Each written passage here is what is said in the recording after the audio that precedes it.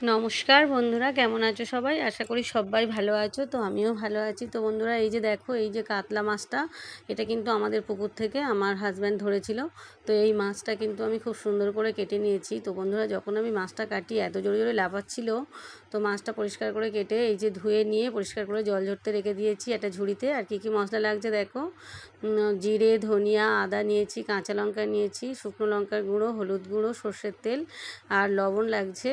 আর এই যে দেখো, আর মশলাটা আবারও বলি কী কী নিয়েছি। এই যে দেখো, 2 চামচ জিরে, 2 চামচ ধনিয়া, আর দু চামচ মৌরি, আর কয়েকটা টুকরো আদা নিয়েছি। নিয়ে এগুলো আমি মিক্সিতে পেস্ট করে নেব। আর এই যে দেখো, মাছটা আমি নামিয়ে এই যে এবার আমি ঝুড়ি থেকে ঢেলে এবার আমি ওতে হলুদ আর লবণ খুব সুন্দর করে প্রতিটা মাছের গায়ে ভালো করে মাখিয়ে নিলাম। নিয়ে এবার কড়াইতে সর্ষের তেল গরম হয়ে গেলে আমি মাছগুলো খুব সুন্দর করে বেশ ভেজে নেব। তো খুব কাট করে ভাজবো না, মোটামুটি বেশ লাল লাল করে ভেজে নেব মাছগুলো।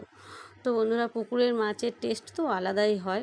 তো মাছটা কিন্তু দই কাতলা বা কাতলা মাছের কালিয়া করা যেত, কিন্তু যেহেতু দেশি মাছ তো পাতলা করে ঝোলটা কিন্তু দারুণ খেতে লাগে। তো আমার হাজব্যান্ড ভীষণ ভালোবাসে।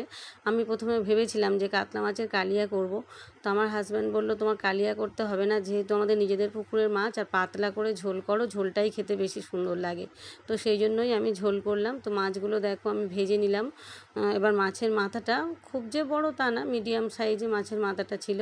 কাতলা মাছের মাথাই বড় হয় বেশিরভাগ। তো এই যে মাথাটাকে আমি ভেজে রেখে দিলাম। দেখি রাত্রের দিকে হয়তো একটু ডালমুড়ি করতে পারি। তো আবার ভাবলাম যে না, ডালমুড়ি করে লাভ নেই, মাছটা এমন কিছুও বড় না, ঠিক আছে ঝোলেই দিয়ে দেবো। তো ভেজে এপিট ওপিট করে ভেজে নিয়ে তুলে নিলাম, ঝোলেই দিয়ে দেবো। মাছের মাথা খেতে আমার আবার দুই মেয়ে খুবই ভালোবাসে।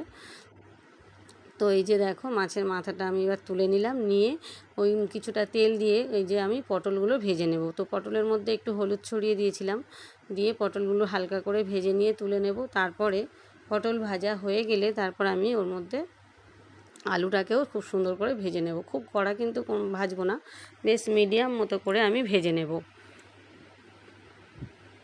তো বন্ধুরা, এই যে পাতলা ঝোলটা, এই যে কাতলা মাছের পাতলা ঝোল, পুকুরের এই যে দেশি মাছ দিয়ে এত সুন্দর খেতে হয় বন্ধুরা, কি বলবো। আমি কিন্তু এতে পেঁয়াজ ব্যবহার করিনি, রসুনও ব্যবহার করিনি। আমি শুধু একটু আদা, জিরে, ধনিয়া আর একটু মৌরি ব্যবহার করেছি, তাতে এত সুন্দর ঝোলটা হয়েছে। তো এই পদ্ধতিতে বন্ধুরা তোমরা করে দেখতে পারো, ভীষণ কিন্তু সুন্দর খেতে হয়। আর এই যে পাতলা মাছের ঝোলটার কিন্তু উপকারিতাও কিন্তু অনেক, পেটটাকেও ঠান্ডা রাখে।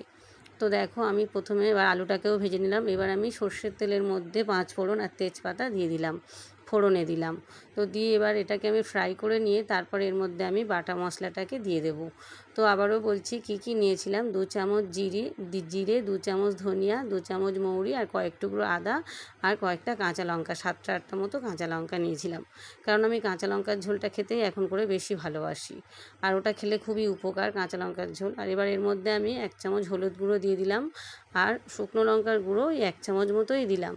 দিয়ে ভালো করে মশলাটাকে আমি কষিয়ে নিলাম তেলের মধ্যে। কষিয়ে নিয়ে যখন শুকনো হয়ে যাচ্ছে, তখন আমি ওর মধ্যে একটুখানি সামান্য মিক্সি ধোয়া জল, মিক্সি মানে ছোটো মিক্সির জারটা ধোয়া জল একটুখানি দিয়ে ভালো করে মশলাটাকে কষিয়ে নিয়ে তার মধ্যে আমি এই যে আলু আর পটলটাকে ভেজে রেখেছিলাম সেটা এর মধ্যে আমি অ্যাড করে দিলাম। দিয়ে এইবার আমি মশলার সাথে খুব সুন্দর করে কষিয়ে নেব বেশ কিছুটা সময় নিয়ে। বেশ ওভেনটাকে আমি মিডিয়াম টু লো ফ্লেমে দিয়ে বেশ ভালো করে এটাকে আমি কষিয়ে নেব। তো দেখো বন্ধুরা, যতক্ষণ না তেলটা ছেড়ে উঠে আসে ততক্ষণ কিন্তু আমি কষাতে থাকবো। তো যখনই দেখবো তেলটা ছেড়ে বেশ ওপরে উঠে এসেছে, তখনই আমি এর মধ্যে জলটাকে অ্যাড করে দেবো। তো যেহেতু আমি একটু পাতলা ঝোল খাবো, তো সেহেতু কিন্তু জলের পরিমাণটা আমি একটু বেশিই দেবো। তো দেখো, বেশ কিছুক্ষণ ধরে কষিয়ে নিলাম। এবার কষিয়ে নিয়ে এবার আমি আমার পরিমাণ মতো জল এর মধ্যে ঢেলে দেবো। তো এই পাতলা ঝোলটার এর একটা কিন্তু অপূর্ব স্বাদ হয় বন্ধুরা। আর এটা তো কেনা মাছ নয়, যেহেতু পুকুর থেকে ধরা, এর স্বাদই আলাদা হয়। আর এর উপকারিতাও তো অনেক। তো আমি ওই জন্য পেঁয়াজ দিয়ে একেবারে কষা কষা মতো করিনি, খুব সুন্দর করে আমি পাতলা করে ঝোল করেছি। পেটটাও ঠান্ডা হবে আর উপকারিতাও অনেক, আর খেতেও অপূর্ব সুন্দর হয়। তো লবণটা আমি পরিমাণ মতো দিয়ে দিলাম, দিয়ে আমি ঢাকা দিয়ে দিলাম। যেহেতু সবজিটা সেদ্ধ হওয়ার ব্যাপার আছে, তো আলু পটল দুটোই সেদ্ধ হয়েছে কিনা একটু দেখে নিলাম। তো আমার মনে হলো হ্যাঁ সিদ্ধ হয়ে গিয়েছে, তো এবার আমি এর মধ্যে মাছগুলো দিয়ে দিলাম। তো মাছগুলো একটু সিদ্ধ হওয়ার ব্যাপার আছে, তো সেই জন্য আমি আবারও একটু কিন্তু ঢাকা দিয়ে দেবো এটা। আর এগুলো দেখো ভাজা রেখে দিয়েছি, এগুলো আমি একটু ঝাল বা একটু যা কষা মতো করে নেব। এতগুলো মাছ তো ঝোলে দিলে খাওয়ারও কেউ নেই, বিশেষ আমাদের 2 মেয়ে আর আমরা 2জন, তো 4-5 পিস মতো দিলাম। তো এই যে কাতলা মাছের মাথাটাও ঝোলের মধ্যে দিয়ে দিলাম। কাতলা মাছের মাছগুলো আমার 2 মেয়ে খায় না, কিন্তু মাছের ঘি, চোখ এই সবগুলো বেছে বেছে খেয়ে নেয়। তো ঘিটা খায়, আর ওই যে মাছের মাথার যে মাছগুলো সেগুলো কিন্তু ওরা রেখে দেয়, অত মাছ কিন্তু ওরা খেতে পারে না। তো দেখো বন্ধুরা, ঝোলটা কিন্তু আমার পুরো রেডি হয়ে গিয়েছে, মাছটাও সিদ্ধ হয়ে গিয়েছে। আমি এবার ঢাকাটা খুলে এবার দেখলাম পুরো তরকারিটা কিন্তু আমার পুরো রেডি। এই যে দেখো কাতলা মাছের পাতলা ঝোল কিন্তু আমার রেডি পটল আলু দিয়ে। তো তোমরা বন্ধুরা এইভাবে করে একবার দেখতে পারো, ভীষণ সুন্দর খেতে হয়। এই কাতলা মাছের খুবই উপকারিতা। তো বন্ধুরা সবাই ভালো থেকো, সুস্থ থেকো, সাবধানে থেকো, টাটা।